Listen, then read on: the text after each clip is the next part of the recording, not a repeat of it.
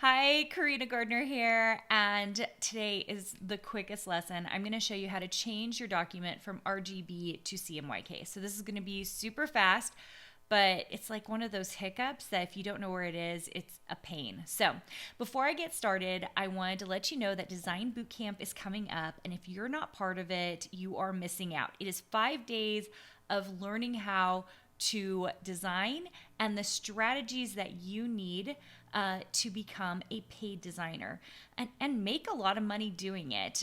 So I think you're going to love it. It is only $17 and I'd love to see you there. Click on, I should have a link in the description or on the profile for you to come join me for that. Okay, this is so simple. I've got an Illustrator document up and you're going to go over to File and go to Document Color Mode. That's it, you guys. We're right here, and it's going to choose either CMYK, it's got a check mark, or RGB.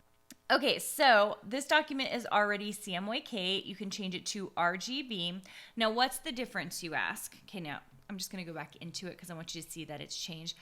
You're not going to notice a difference while you are working in this, but you are going to notice a difference when you go to print it or use it on the web.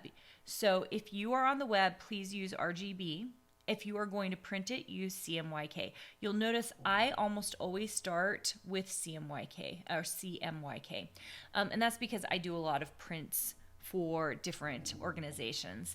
And so I always start in CMYK, but just know that RGB is there and a super easy place for you to do it. Okay, that's it for today. Super simple, right? I am so excited to see so many of you in Design Bootcamp. I hope you'll join me for the next one, and I'll see you soon.